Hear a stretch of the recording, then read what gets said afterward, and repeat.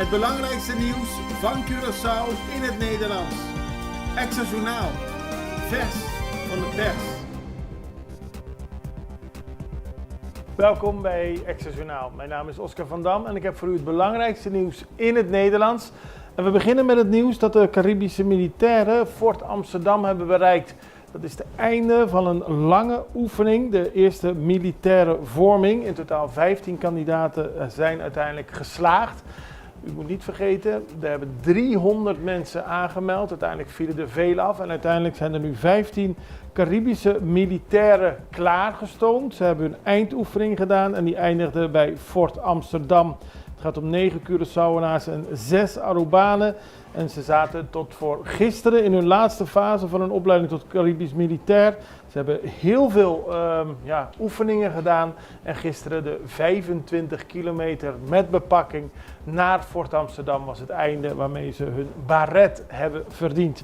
Papieng in ieder geval voor al die militairen die dit hebben gehaald. 6 jaar geëist tegen verpleger. Het Openbaar Ministerie heeft gisteren 6 jaar gevangenisstraf geëist tegen een 38-jarige verpleger. Die wordt beschuldigd van het verkrachten van een vrouw op de paasafdeling van het CMC. Volgens de officier van justitie gaat het om een zeer ernstig geval waarbij een vrouw met ernstige depressie die stemmen hoort en medicatiegebruik werd opgenomen in het ziekenhuis voor zorg. Daar werd ze verkracht door een personeelslid. De man heeft niet ontkend dat hij seks met de vrouw heeft gehad, maar hij zegt dat dat buiten de afdeling is geweest in een bosrijk gebied bij Sorsaka. De officier van justitie gelooft dat niet en de rechter die bestudeert de zaak en doet op 31 maart uitspraak. Volgens de OM is het een hele erge zaak, omdat hiermee de integriteit en de reputatie van het ziekenhuis wordt geschaad. Ricardo verwacht grote verrassing. De leider van de partij Mio Corsao, Gilbert Ricardo, liet gisteren in een interview met Gino Bernardina, een podcast van de Extra, weten dat hij een grote verrassing verwacht bij de uitslag op 21 maart. Er was gisteren een presentatie van een enquête door het kenniscentrum van het UDC en daaruit kwam naar voren dat Mio Corsao geen zetel zal halen. Dat gelooft Ricardo niet. Hij zegt dat ze goed bezig zijn met de campagne en dat niet iedereen het prettig vindt om tijdens een enquête te vertellen op welke partij hij of zij gaat stemmen. Hij gaat ervan uit dat veel mensen uiteindelijk voor Mio Corsao zullen gaan stemmen en hij gaat verder met de campagne. Volgens Edward Sint-Jacobs is er sprake van misbruik op de werkvloer. Dat zei de voormalige vakbondsman die nummer 5 staat op de lijst van Mio Corsao tegen de Extra. Volgens hem heeft de directeur van SBAP zijn contract niet verlengd omdat hij op de lijst van een politieke partij staat. En volgens Sint-Jacobs is dat niet correct omdat niemand mag worden ontslagen omdat hij op een politieke partij staat. De directeur van SBAP had hem gevraagd of hij op de lijst stond en later een officiële brief gegeven waarin hij stelde dat het arbeidscontract van Sint-Jacobs in december wordt beëindigd en dat hij een opzegtermijn van 2 maanden met salaris zou krijgen. Maar volgens de politicus is de situatie onrechtvaardig. Zijne Majesteit Groningen onderschept 500 kilo cocaïne. Dat is al eerder gebeurd, namelijk in februari.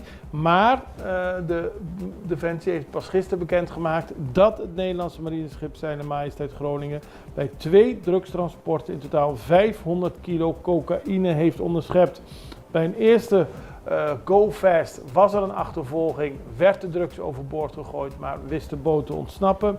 Bij de tweede Go Fast was er pas sprake van een overgave na waarschuwingsschoten vanuit de maritieme gevechtshelikopter. Alle bemanning is overhandigd aan de Amerikaanse autoriteiten. Familieleden willen duidelijkheid. Familieleden in het Venezolaanse La Vela de Coro hebben opnieuw geprotesteerd.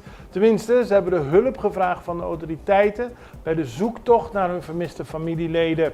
Op 2 maart zijn er in totaal 25 personen van Venezuela naar Curaçao gegaan. Op 2 boten.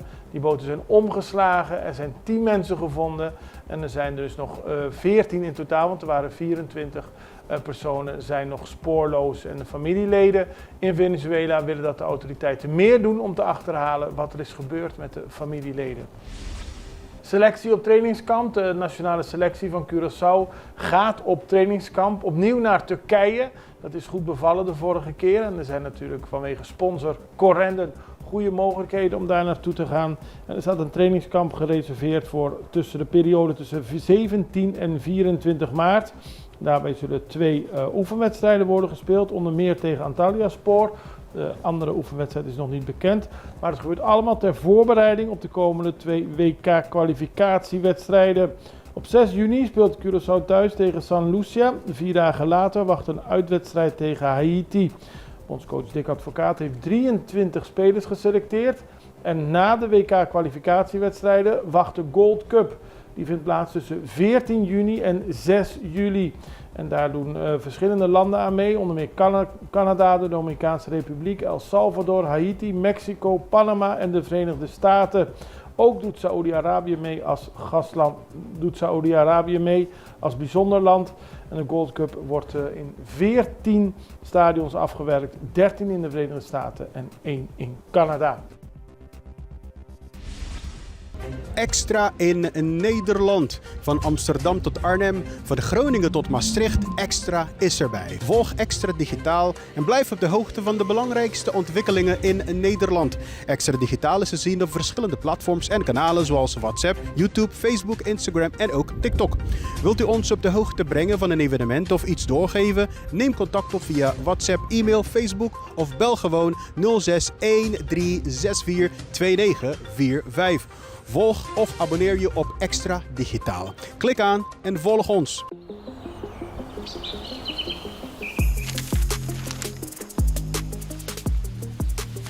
Welkom op Curaçao, een van de mooiste eilanden in de Caribiën, een ware parel. En het is een eiland waar je van heel veel zaken kunt genieten. Van de natuur, van de zee, van het eten, van de mensen en zoveel meer. Curaçao is een eiland waar heel veel gebeurt op het gebied van politiek, cultuur, sport en zoveel meer. En Extra Journaal brengt het belangrijkste nieuws van Curaçao. Maar we hebben ook aandacht voor al het nieuws op Bonaire en Aruba en op de bovenwinden, Saba, Sint Maarten en Sint Eustatius. En we belichten al het nieuws van alle kanten. Het nieuws is duidelijk, actueel en vers van de pers. Extra Journaal, elke werkdag op Salto. Op Curaçao zijn we de hele dag bezig met het maken van Extra Journaal. Volg ons op je favoriete Amsterdamse zender, Tauro.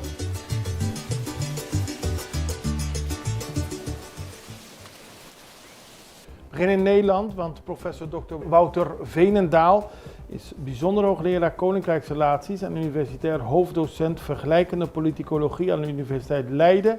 Hij hield gisteren zijn oratie en hij hield deze als houder van de leerstoel Democratische Vertegenwoordiging in het Koninkrijk. Die is vorig jaar ingesteld door het ministerie van Binnenlandse Zaken en Koninkrijksrelaties en heeft 2 doelen. Het uitbreiden van het onderzoek naar het Koninkrijk en de Koninkrijksrelaties en het bevorderen van de samenwerking op het gebied van onderzoek en onderwijs met universiteiten en wetenschappers op de Caribische eilanden. En hij was al eerder aan de slag, maar nu heeft hij ook daadwerkelijk zijn oratie gehouden. En dan heeft de regering de nieuwe opzet voor Playa Lagoon gepresenteerd. Vorig jaar oktober leidde dat tot heel veel commotie. Mensen waren het niet eens met het ontwerp, vonden het niet passen bij Playa Lagoon. De overheid heeft gesproken met de bevolking, heeft met verschillende stakeholders gesproken en de overheid komt dus nu met een nieuw ontwerp. Volgens minister-president Gilmar Pik-Pisas weerspiegelt het ontwerp een balans tussen vernieuwing, toegankelijkheid en natuurbescherming. Volgens hem zijn er al veel mensen die dit nieuwe ontwerp hebben gezien eens. Verschillende stakeholders hebben hun akkoord gegeven en daarmee kan Playa Lagoon worden opgeknapt, aldus de premier. Dan gaan we naar Sint Maarten, want voormalig parlementslid op Sint Maarten, Frans Richardson, heeft zich gisteren gemeld bij de Point Blanche gevangenis. Hij moet zijn gevangenisstraf uitzitten. Hij is vorig jaar januari in hoger beroep veroordeeld tot 20 maanden gevangenisstraf wegens corruptie, omkoping en belangenverstrengeling. Het ging allemaal in een zaak rond de bouw van het bureau Telecommunicatie en Post en het onderhoudscontract daarvan. Richardson moet bijna 200.000 gulden aan de misdaadfondsen terugbetalen en hij mag zich 5 jaar niet verkiesbaar stellen. De straf in hoger beroep was vorig jaar januari. Daarna volgde nog een stap naar de Hoge Raad, maar dat veranderde niks aan de uitspraak. Hij heeft een jaar lang gewacht en nu moet hij daadwerkelijk zijn straf gaan uitzitten. Over gevangenisstraffen gesproken. We gaan naar Guatemala, want er is internationaal heel veel verontwaardiging over een beslissing van de rechtbank in Guatemala. Die heeft namelijk beslist dat de Guatemalteekse journalist, José Rubén Zamora, teruggebracht wordt naar de militaire gevangenis. Eerder had hij huisarrest gekregen en dat heeft de rechter nu ingetrokken. De 68-jarige journalist wordt beschuldigd van vermeende witwaspraktijken en chantage. Maar internationaal wordt ervan uitgegaan dat hij vastzit omdat hij kritiek heeft gehad op de corruptie van de toenmalige regering. Het feit dat hij eerst 800 dagen in de gevangenis zat, toen huisarrest kreeg en nu weer naar de gevangenis wordt gestuurd, dat geeft aan, volgens verschillende internationale organisaties, maar ook binnen Guatemala zelf, dat er sprake is van een politiek proces tegen de journalist. En de Reporters zonder Grenzen, dat is een niet-gouvernementele organisatie, heeft een oproep gedaan aan het rechtssysteem van Guatemala op een eerlijk proces. En volgens de journalist zelf heeft het allemaal te maken met het feit dat hij schreef negatief over de toenmalige regering. Zo had hij de toenmalige rechtse president Alejandro Yamatei in verband gebracht met corruptie en zijn krant is inmiddels ook failliet gegaan. En daarmee zijn we aan het einde gekomen van deze aflevering van Extra Journaal. We zijn er morgen weer en ik hoop u ook het allerbeste. Tot ziens. Dag.